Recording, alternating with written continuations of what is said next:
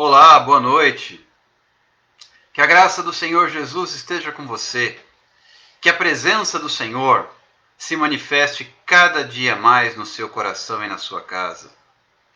Que a doce consolação do Espírito Santo transborde, inunde, envolva a sua vida, o seu lar, o seu trabalho, tudo aquilo que estiver ao alcance das suas mãos. Que a bênção do Senhor, que a vida de Cristo esteja exalando, que o perfume de Cristo esteja exalando na sua casa e por onde quer que você vá. Que a presença de Deus seja notória na sua vida. Onde quer que você esteja, por onde quer que você caminhe.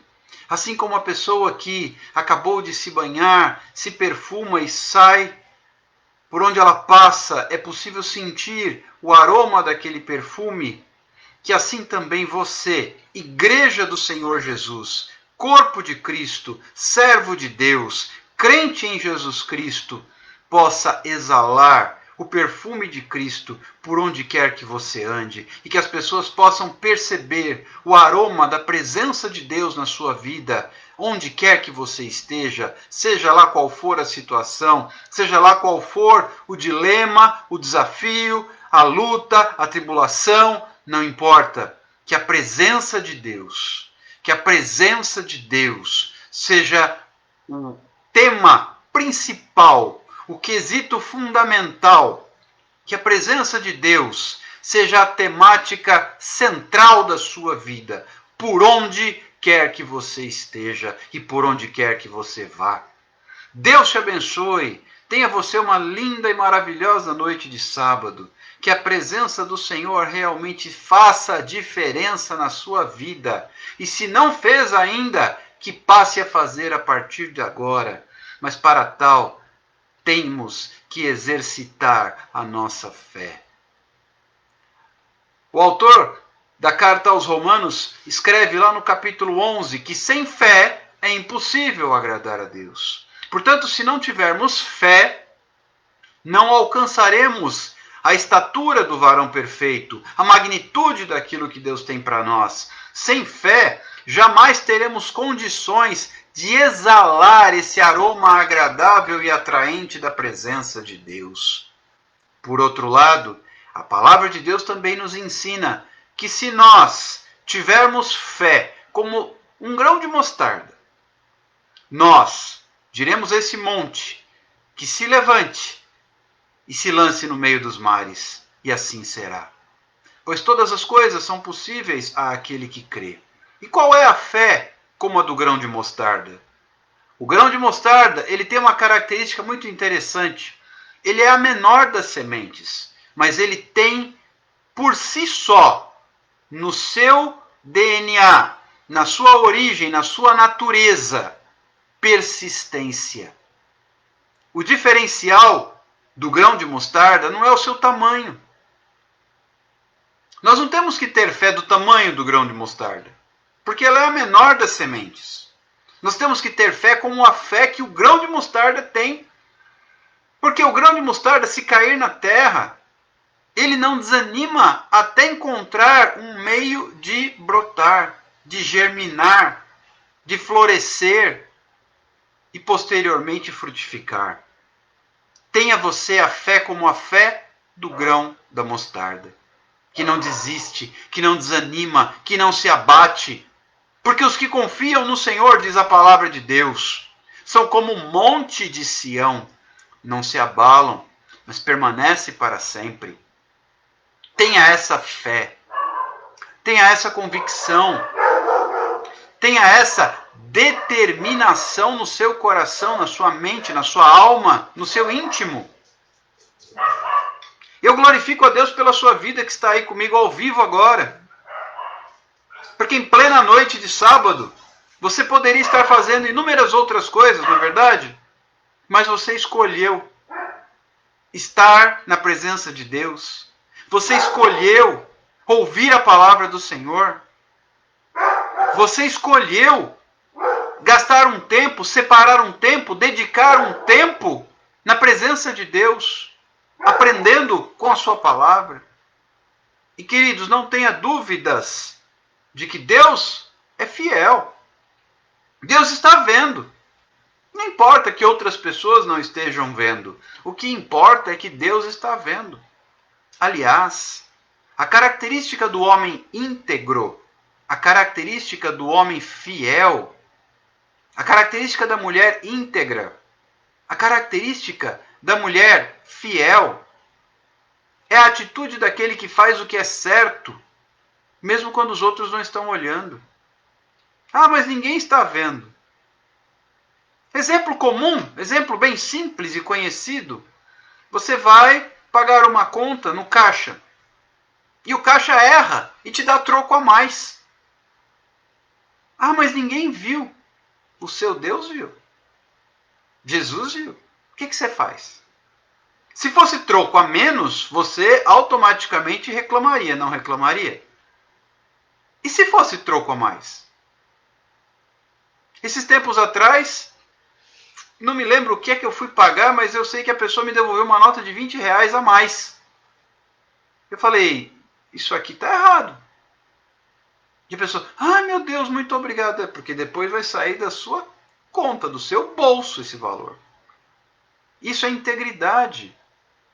É fazer o que é correto, mesmo quando não tem ninguém vendo. Porque Deus está vendo. Deus sabe de todas as coisas, Ele é onisciente. Ele também está em toda parte, Ele é onipresente. Então Ele está ali, Ele está vendo. E muitas vezes nessas situações é que nós somos testados para vermos diante de Deus qual será a nossa conduta. Ele avalia, Ele analisa, Ele observa nossa fidelidade. Talvez você possa imaginar, estou aqui agora. Mas que diferença faz?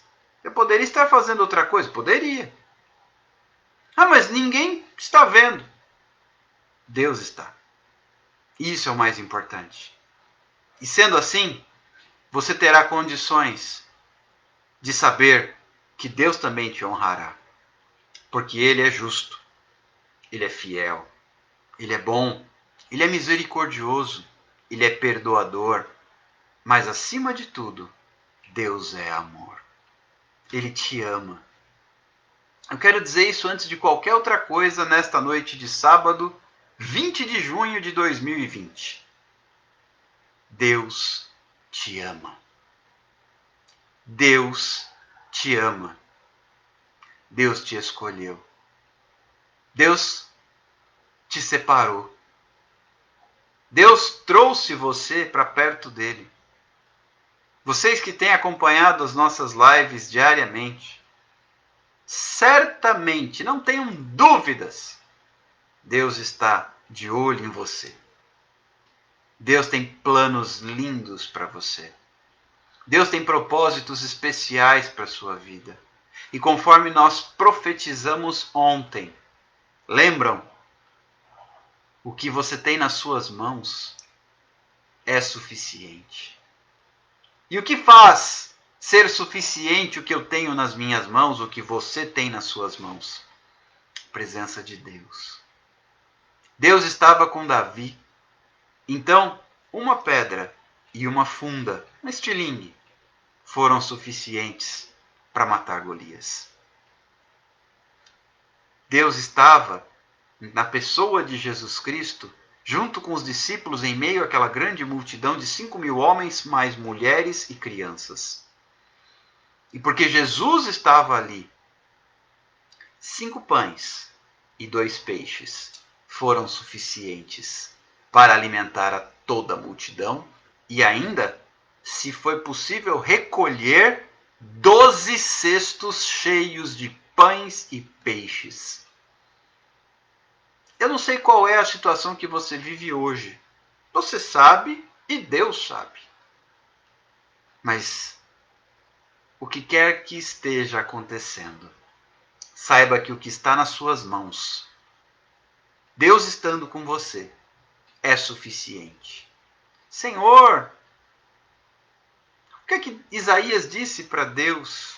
O profeta Isaías disse para Deus quando ele estava na presença do Senhor no templo, a glória do Senhor encheu. Depois você lê no capítulo 6 do livro de Isaías. A glória do Senhor encheu aquele lugar.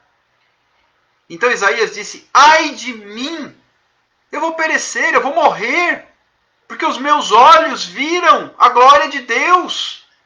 Eu sou um homem de lábios impuros, e eu habito no meio de um povo de lábios impuros também. Diante disso, a pessoa de Isaías foi transformada. Porque Deus deu ordem, o seu serafim voou em direção ao altar, tomou uma brasa com uma tenaz e tocou nos lábios de Isaías. Então disse: perdoado foi teu pecado. Ele foi livre. Ele foi liberto. Ele foi transformado. Então, na sequência, Deus pergunta: a quem enviarei? Quem há de ir por nós? Nós, a Trindade, Pai, Filho e Espírito Santo. E Isaías responde: eis-me aqui, Senhor. Envia-me a mim. Então, a vida de Isaías foi suficiente diante de Deus, e depois você conhece toda a história do profeta, lendo o seu livro na Bíblia, o livro do profeta Isaías. E tudo aquilo que aconteceu, porque o que Isaías tinha diante de Deus era suficiente. Queridos, não tenha dúvidas, não tenha dúvidas, ou tampouco receio, pois Deus não se engana. Deus te escolheu. Deus te trouxe até aqui, porque Ele tem planos para a sua vida. Ele tem propósito para a sua vida. Ele tem uma linda nova história para escrever na sua vida. E sabe como é que começa? Com o que você tem nas mãos, desde que você tenha fé. E a fé tem que ser colocada em funcionamento. A fé tem que ser posta em prática. E como é que eu coloco a minha fé em prática? Uma atitude. Qual é a primeira atitude que Deus espera de você e de mim? Uma palavra. Uma palavra de reconhecimento. Senhor, eu preciso de Ti. Eis-me aqui, Senhor. Me ajuda. Isso é um primeiro passo. A segunda coisa é uma entrega. Senhor, eu quero entregar a minha vida nas Tuas mãos. Recebe a minha vida, eu quero receber Jesus como Senhor e Salvador da minha vida. Isso vai fazer toda a diferença. A partir daí, a gente sai do campo do natural e entra, porque o campo do natural é o campo do homem. Quando a gente toma essa postura diante de Deus, aí Deus vem e se manifesta, a gente sai do âmbito da esfera natural e ingressa no sobrenatural. Deus está te convidando nesta noite. Noite de sábado, sim. Noite especial, noite de bênção, noite de vitória, noite de graça. Deus está te convidando a viver o sobrenatural. E no sobrenatural é o âmbito, é a esfera de ação de Deus. Nós, crentes em Jesus Cristo, vivemos pelo sobrenatural. Nossa vida não é pautada em informações, nossa vida é pautada em revelações. Vem comigo, eu estou trazendo uma revelação da parte do Senhor. Vem comigo. Vem comigo, você que está necessitado, você que está aflito, você que está angustiado, vem comigo. Vamos para a palavra de Deus para ver o que, é que o Senhor tem para nos ensinar nesta noite. Fabiane, que já está conosco aqui no Facebook. O Léo, meu querido amigo lá de Bauru, Deus abençoe você e sua família, um forte abraço. O José Moura, que está ali colocando um pedido de oração. Nós vamos orar sim. Na próxima madrugada, quando eu dobrar os meus joelhos para orar, eu vou colocar o seu nome, José Moura Francisco, em oração. Mas o primeiro passo quem tem que dar é você, meu querido. E você já está colocando isso, está escrevendo aí, eu creio na minha cura. Amém. Nós vamos unir a sua fé com a nossa e nós vamos orar. E Deus vai agir. E você vai vencer isso em nome de Jesus. Nós tomamos posse da cura desse diagnóstico que você recebeu. Porque Deus é maior. Como eu também tenho declarado para uma outra pessoa com quem eu mantenho contato, que está internada por causa da Covid-19, mas ela já saiu da fase aguda, deve ter alta amanhã, provavelmente, já está bem melhor, porém o seu marido foi entubado hoje. Mas nós cremos na vitória. Nós cremos na libertação. Nós cremos num Deus de milagres. E o que nós temos na mão? Nossa fé.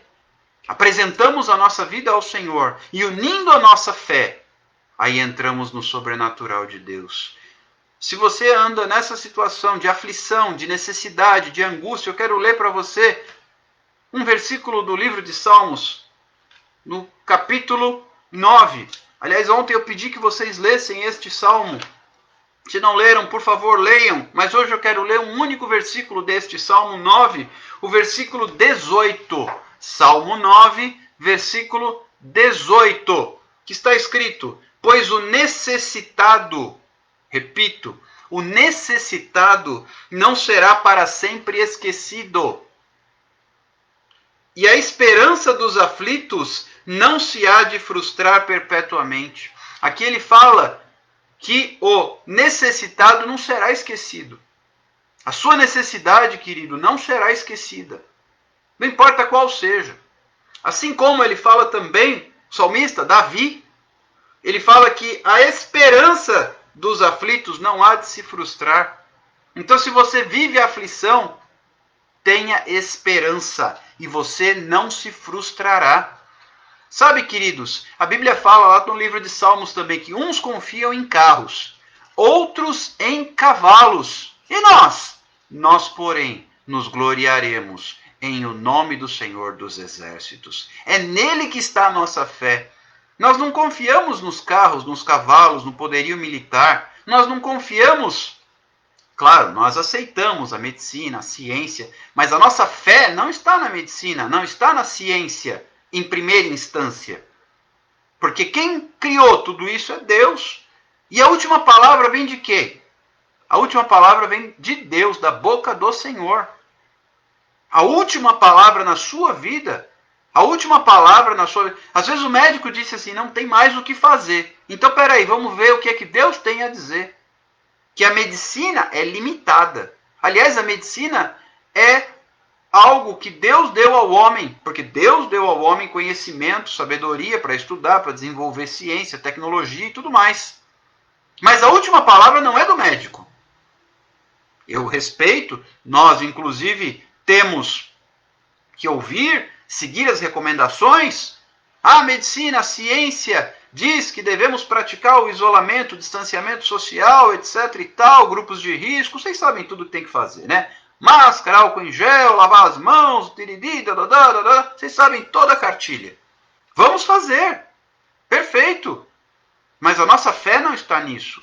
A nossa fé está em alguém maior. A última palavra vem de Deus, sem negligenciarmos as orientações e sem fazer aqui uma irresponsável conduta. Ah, não vou me cuidar, Deus vai cuidar de mim. Opa, eu faço a minha parte e Deus cuida de mim. Eu não posso tentar a Deus. Mas, veja como é preciosa esta palavra que o salmista Davi nos diz. O necessitado não será esquecido para sempre. Você não será esquecido na sua necessidade. E nós vamos falar sobre necessidade daqui a pouquinho. Nós vamos entrar num texto aqui que trata exatamente de enfermidade e morte. E Deus, Jesus, curou a enferma e ressuscitou a morta. Para Deus, tudo é possível àquele que crê. Esse Deus a quem nós servimos. E diz aqui o salmista: a esperança dos aflitos não se há de frustrar perpetuamente. Onde você tem colocado a sua esperança? No governo? Onde você tem colocado? No presidente, no governador, no prefeito, no Congresso, na Assembleia, na Câmara, no Judiciário? São autoridades que devemos respeitar. Porém, onde você tem colocado a sua esperança? Nossa esperança tem que estar em Deus, Criador de todos os céus e a terra. Nossa esperança está no Senhor, Criador dos céus e da terra. Jesus, Ele é a esperança dos necessitados. Jesus é a sua esperança. Jesus é o seu socorro. Jesus é o seu refrigério. Jesus é a sua resposta. E nós seguimos confiantes nesse Jesus. Queridos, o que é que você tem nas suas mãos aí? Eu quero te dizer em nome de Jesus que o que você tem nas suas mãos é o suficiente diante do poder de Deus. Toma posse dessa palavra. O que é que Davi tinha nas mãos para matar Golias? Ele tinha um cajado de pastor, ele era pastor das ovelhas do pai dele. Ele cuidava do rebanho de Jessé. O que mais ele tinha nas mãos? Uma bolsinha, um pequeno alforge, com 5 pedras lisas que ele havia pegado no rio, e também uma funda, uma espécie de estilingue. Era isso que Davi tinha nas mãos. E a Bíblia fala que com uma pedra e a funda, ele matou Golias.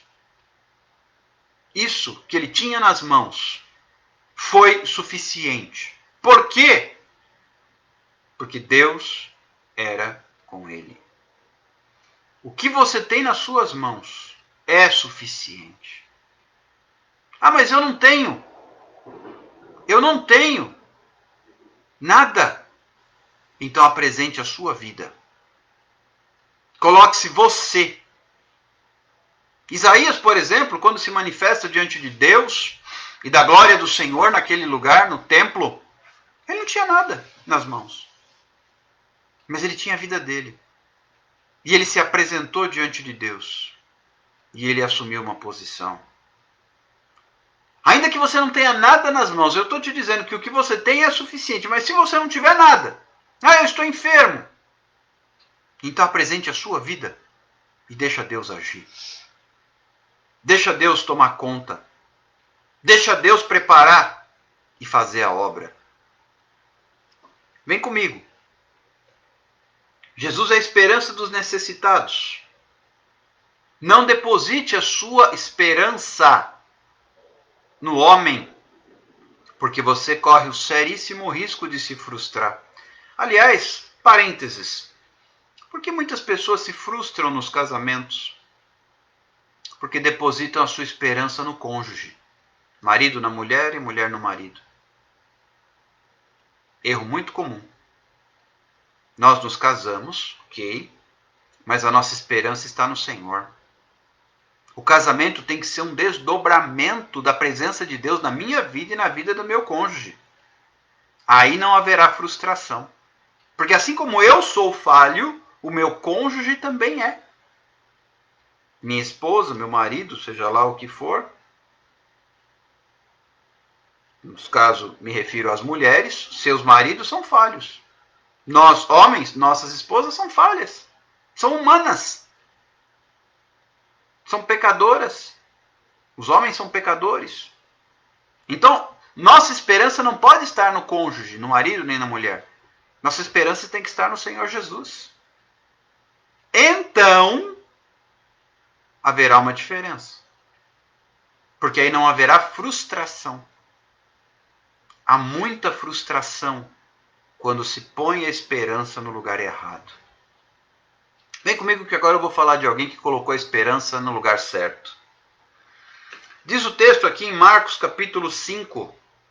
Depois eu peço a você que leia a segunda metade do capítulo, tá? Do versículo 21 em diante, até o final do capítulo. Mas eu vou pensar aqui, como de costume, apenas alguns versículos. Diz o texto aqui que Jesus, ele voltou, passou para o outro lado e voltou ao barco, atravessou, foi para o outro lado e novamente grande multidão se ajuntou a ele. Quando ele chega, um dos principais da sinagoga, chamado Jairo, uma autoridade do povo hebreu, uma autoridade da sinagoga, dos escribas e tudo mais, ele se apresenta a Jesus, se joga aos pés de Jesus e pede ajuda, porque sua filha, uma criança, estava doente. Estava muito doente. E ele implora para que Jesus vá socorrê-la. E Jesus diz para ela assim, vamos? E no caminho, uma grande multidão, escute o que eu vou lhe dizer, uma grande multidão começou a seguir a Jesus e a comprimi-lo, espremê-lo, apertá-lo. Jesus então foi na direção da casa da filha de Jairo, onde ela estava doente, a pedido do seu pai, uma criança. E uma grande multidão foi atrás, de modo que Jesus andava espremido. Ok? Nesse cenário é que eu quero ler com vocês, a partir do versículo 25. Vocês estão comigo? Muito bem. Diz assim a palavra do Senhor. Aconteceu que certa mulher que havia 12 anos vinha sofrendo de uma hemorragia e muito padecera à mão de vários médicos, tendo despendido tudo quanto possuía, sem contudo nada aproveitar, antes, pelo contrário, indo a pior. Qual é a situação dessa mulher? Primeiro, dentro da lei do povo de Israel, a mulher com hemorragia era considerada imunda. Eu já disse isso aqui anteriormente. Inclusive no período das regras, das menstruações. Tudo que ela tocasse era imundo. Ela tinha que se isolar durante o período da sua menstruação, por questão de higiene. Não se tomava banho com frequência, etc. e tal, por razões óbvias. Então, nesse período, a mulher era considerada imunda. Mas esta, especificamente, tinha uma hemorragia que não era normal. 12 anos sangrando. Então, primeira coisa, essa mulher era discriminada. Ela era impura. Ela não podia ter contato com outras pessoas. Tudo que ela tocava era considerado contaminado. Se a gente acha esquisito às vezes ter que lavar as mãos, usar álcool em gel ou álcool acima de 70% para poder desinfetar e tudo mais, imagina essa mulher que era 24 horas por dia durante 12 anos considerada impura, discriminada, não podia se reunir com as pessoas. Onde ela estava era considerado local imundo. Onde ela sentava era imundo. Tudo que ela tocava era imundo. E ela era uma mulher de posses, não resta dúvida, porque durante 12 anos, diz aqui que ela gastou tudo quanto possuía e não obteve êxito. Aliás, ia a pior, ela piorava cada vez mais. Agora imagine uma pessoa com sangramento constante por 12 anos. Imagina se ela tem forças e ânimo, discriminação. Ela era desprezada, ela era humilhada. Quem sabe o que aconteceu na vida dessa mulher durante esse período? Ela não podia ter contato com as pessoas. Será que ela era casada? Será que ela foi deixada pelo seu marido, pelo seu noivo? Será que ela foi discriminada do convívio da sua família? Será que ela foi privada de estar ao lado dos filhos, de ver os filhos crescerem? Nesses detalhes a Bíblia não entra, mas podemos imaginar a situação delicada, precária que essa mulher vivia. E ela tentou tudo com médicos e tudo que era possível e nada resolvia, ela piorava cada vez mais. Até que chegou ao conhecimento dela. Olha só o que diz o versículo 27. Tendo ouvido a fama de Jesus, ela ouviu falar de Jesus e que Jesus ia passando por ali. Ela tomou uma iniciativa. Entende quando eu digo que a fé sozinha é morta? A fé sem as obras, ela é morta. Essa mulher creu em primeiro lugar. E daqui a pouco você vê o resultado da fé dela. Primeira coisa, ela creu. E a segunda coisa, ela se dispôs. E ela foi até onde Jesus estava. Queridos, deixa eu te dizer uma coisa que talvez você não saiba. A mulher impura, se ela descumprisse o seu isolamento, a gente está falando tanto em isolamento social, tanto em distanciamento social, essa mulher tinha que viver uma regra rígida, sem flexibilização, de isolamento social, durante 12 anos, por 24 horas por dia, 7 dias por semana, 12 meses por ano, durante 12 anos. Você tem ideia do que é isso? A gente está ficando doidinho. Não tem nem 90 dias, ou praticamente 90 dias, que começou essa confusão aqui no Brasil. E já tem gente alucinada. Imagina essa mulher. E detalhe, o problema do nosso isolamento social não é que nós estejamos impuros. É a situação de contágio. A troca de vírus. Essa mulher vivia uma questão diferente. Ela era considerada o problema. Era necessário que ela praticasse o isolamento social, ela se isolando. Essa sociedade vivia normalmente. Ela é que tinha que se afastar. Ela é que era discriminada. Ela é que era reprimida. Por 12 anos. Será que ela durante esse tempo não colocou sua esperança nos médicos? Claro que sim. É o que ela tinha para se pegar, para se apegar. E se frustrar também. Quanto será que ela não se frustrou? Ela gastou tudo quanto ela possuía, está escrito aqui. No versículo 26. Só que olha a situação dessa moça, ou dessa senhora. Ela ouviu que Jesus ia passando. E porque ela descumpriu o isolamento. A gente acha ruim, porque hoje se você descumprir o isolamento, você pode ser multado por andar sem máscara, etc e tal. Lá não.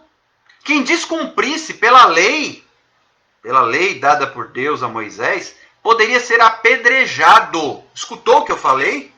Descumpriu a lei, a consequência é o apedrejamento até a morte. Ela poderia ser apedrejada. Vocês estão me ouvindo?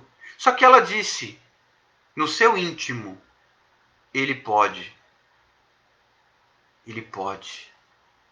E ela reuniu, eu não sei, honestamente, eu não sei de onde ela tirou forças. As mulheres talvez me entendam um pouco melhor nesse momento, porque elas passam mensalmente por um período de hemorragia, que é da natureza, da anatomia feminina.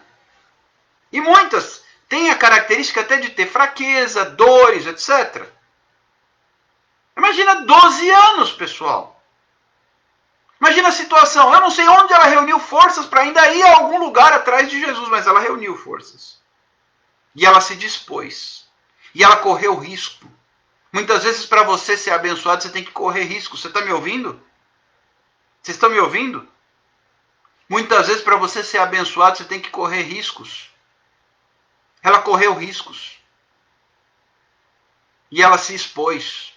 Você não acha que você vai ser abençoado ficando quietinho dentro da sua casa, sem fazer nada, né? Engano. A fé sem as obras é morta. Se ela ficasse em casa, eu creio que Jesus pode. E ficasse ali. Você sabe o que ia acontecer? Nada. A hemorragia continuaria ali, a oportunidade passaria, Jesus seguiria seu caminho e nada mudaria na vida dessa mulher. Mas ela não se conformou. Chegou o dia do basta. O dia do basta sempre chega, sabia? Chegou o dia do basta. Basta de sofrimento, basta de dor, basta de fraqueza, basta de discriminação, basta de isolamento, basta de privação. Agora eu vou trocar tudo isso por fé. O que ela podia fazer? O que ela tinha nas mãos, digamos assim? Caminhar, reunir forças e ir até Jesus. E eu pergunto, isso foi suficiente? Vamos ver? É lindo esse texto, vem comigo. Tendo ouvido, versículo 27 do capítulo 5 do Evangelho segundo Marcos. Tendo ouvido a fama de Jesus, vindo por trás dele, por entre a multidão, tocou-lhe a veste. Há um outro evangelho que coloca da seguinte forma: ela veio, tocou na orla, na barra da veste de Jesus.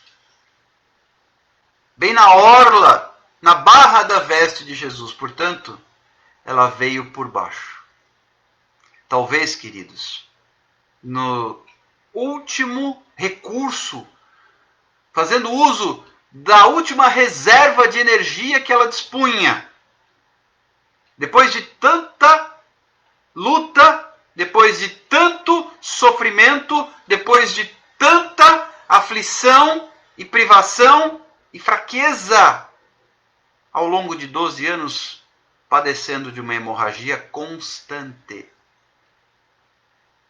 E ela foi e tocou. Ela disse, se tão somente eu tocar, será suficiente. E o que diz o texto no versículo 29? E logo se lhe estancou a hemorragia, e sentiu no corpo estar curada do seu flagelo. Ela tocou, não precisou mais do que isso. Você entendeu? Ela tocou na veste de Jesus, na barra da saia de Jesus. Nem no corpo de Jesus ela precisou tocar, foi na barra da veste. E imediatamente ela percebeu que a hemorragia cessou. E ela sentiu no corpo que estava curada. É desse Jesus que nós estamos falando. Isso é sobrenatural. É nesse nível de caminhar que nós devemos andar. É nessa esfera de fé. Nesse âmbito de fé. Vem comigo. Jesus, reconhecendo imediatamente que dele saíra poder, perguntou, quem me tocou nas vestes? Jesus sentiu que saiu dele virtude. Aí os discípulos responderam de uma forma muito interessante, versículo 31.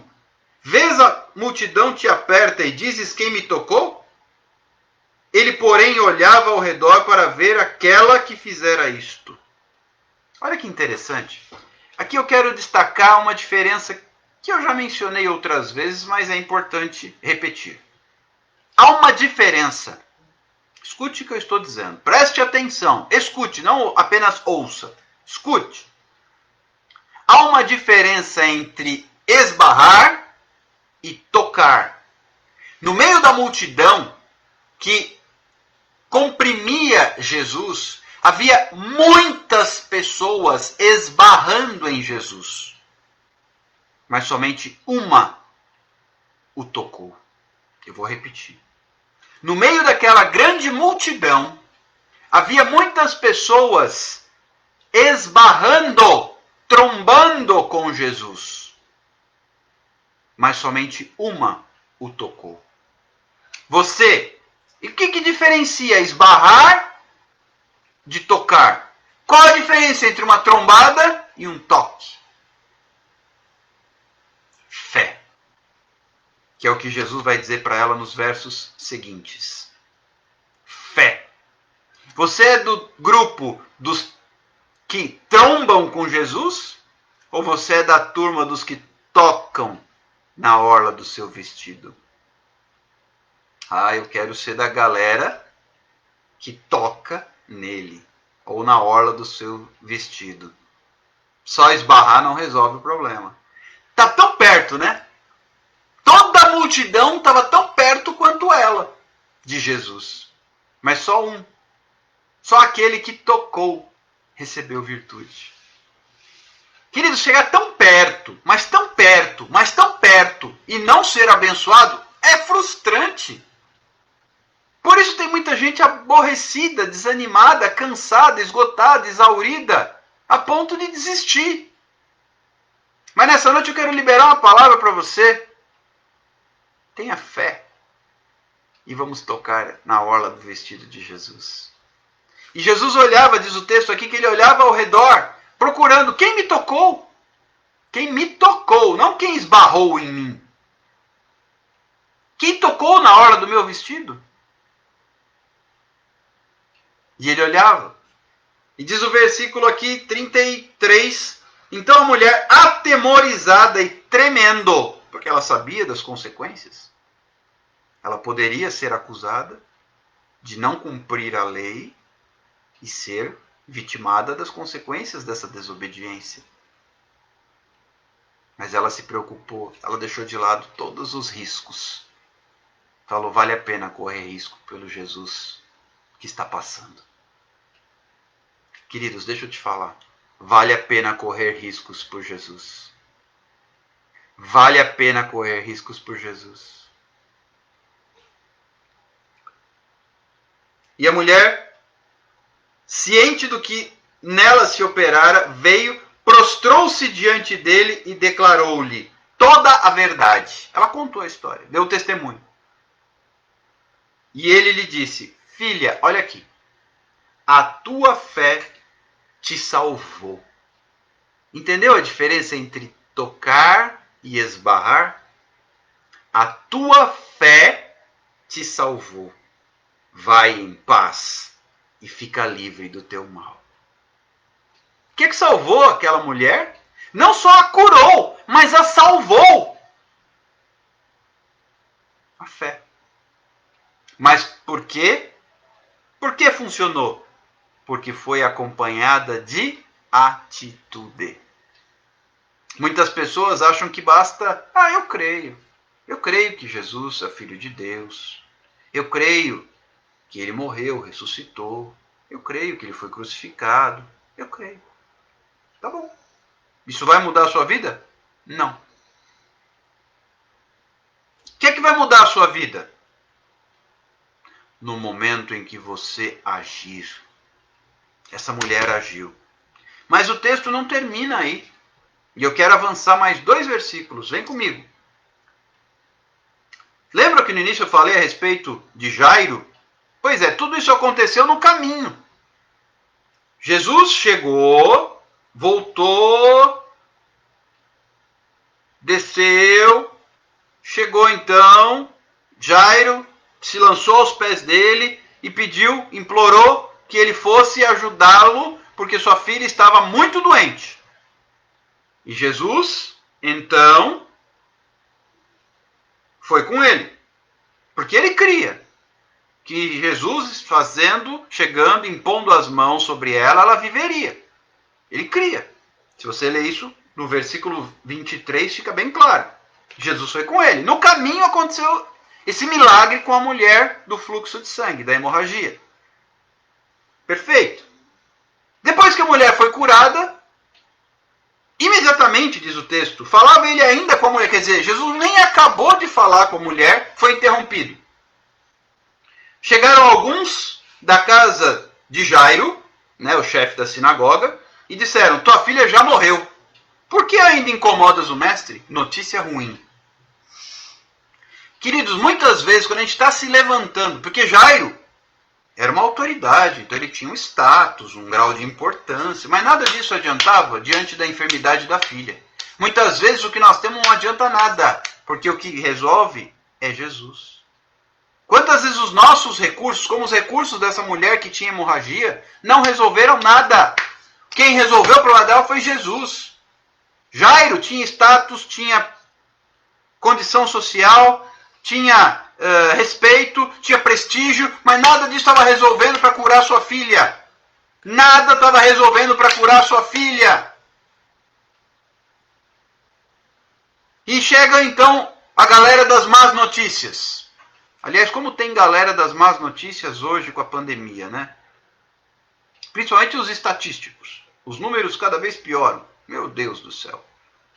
Não estou querendo que nós sejamos ignorantes, mas eu tenho que entender que não posso ficar refém de números. Eu tenho que ficar crente em Jesus. E lá vem a galera do mal. As más notícias. Deixa o mestre em paz, tua filha morreu. Más notícias. Versículo 36. Mas Jesus, sem acudir a tais palavras, ou seja, Jesus não estava nem aí porque aqueles caras do mal, da turminha das más notícias estavam falando. Jesus não acudiu para aquilo. Ele disse assim ao chefe da sinagoga: não temas, crê somente. E aqui eu já deixo um gancho para a gente continuar na próxima. Não temas, crê somente. Queridos, há uma característica importante aqui sobre a qual nós vamos voltar a falar. Tem a notícia boa e notícia ruim. Notícia ruim, notícia boa. Jairo chamou Jesus, Jesus estava a caminho. No meio do caminho veio a turma da notícia ruim. Tua filha morreu. Pare de incomodar o mestre. Tua filha morreu. Já era. Queridos, quando Jesus está, não existe já era. Quando Jesus está presente, não existe já era. Porque é Jesus. O que aconteceu com essa mulher aqui que tinha hemorragia? A sua fé a salvou. Ela foi em paz, curada e salva. Livre do seu mal.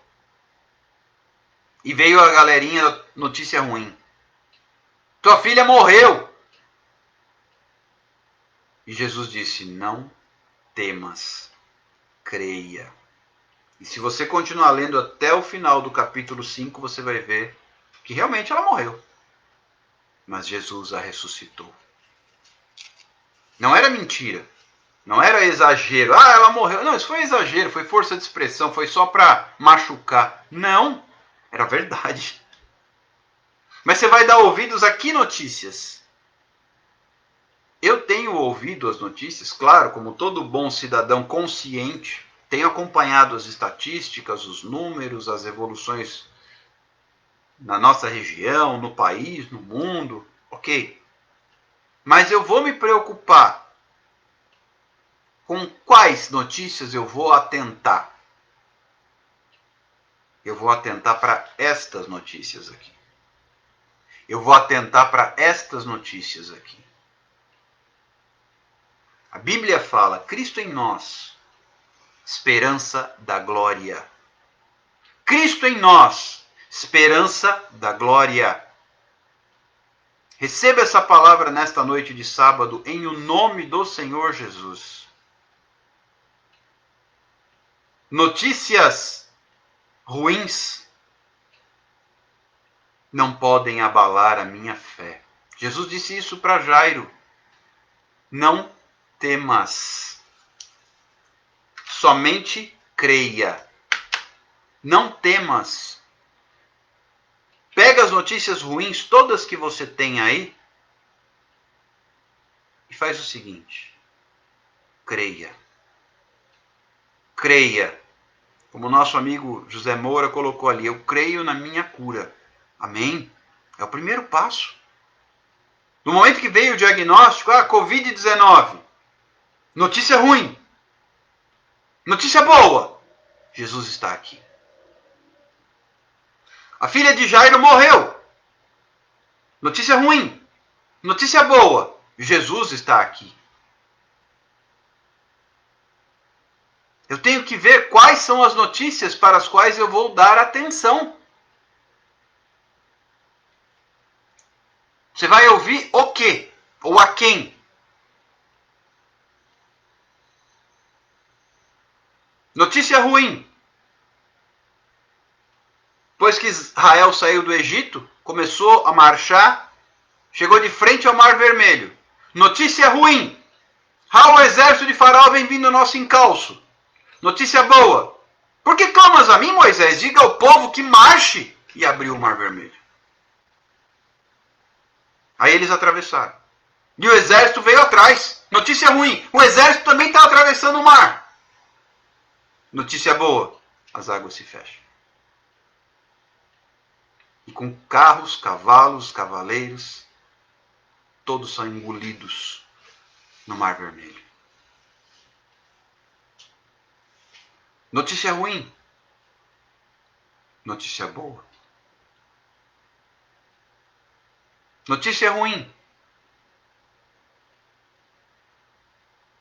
Jesus morreu. Os discípulos estavam reunidos. Nós lemos sobre isso essa semana. Reunidos, trancados, portas trancadas. Com medo dos judeus, com medo de serem mortos também. Assim como Jesus foi crucificado. Notícia ruim, Jesus morreu.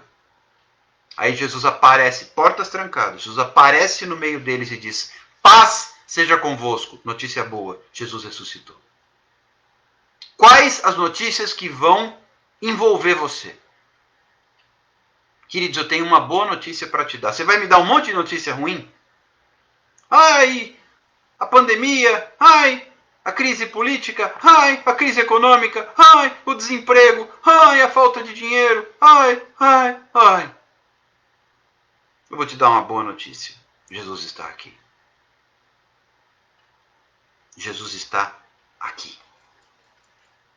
Jesus está aí, aponta para você, aqui. Aponta para você, o que eu tenho nas minhas mãos é suficiente. Notícia ruim. Golias está desafiando o povo, o exército do Deus vivo. Notícia boa. Davi, eu vou matá-lo em o nome do Senhor.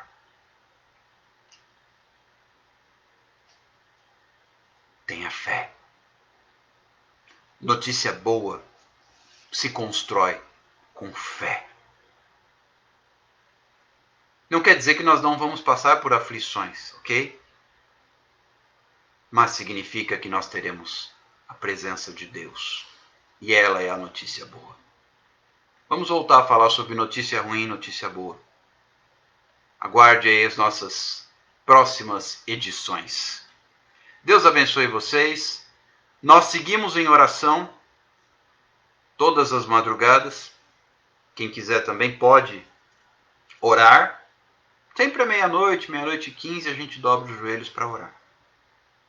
E aí podemos juntos clamar a Deus, unindo a sua fé com a nossa fé. E juntos vamos buscar a Deus para ouvir as notícias boas que vêm do alto. Chega de notícias ruins que o homem dá. Quem deu essa notícia para Jairo foram as pessoas.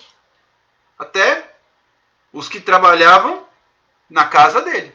As pessoas da casa dele. Às vezes até a nossa família nos traz notícias ruins, sabia? E o que eu tenho que fazer? Tenho que ter fé. Você tem fé? Notícias boas, notícias ruins. E para finalizar, Jesus é a esperança do necessitado. Coloque nele a sua esperança. Um forte abraço, fique com Deus. Um excelente fim de noite para você. Um ótimo domingo.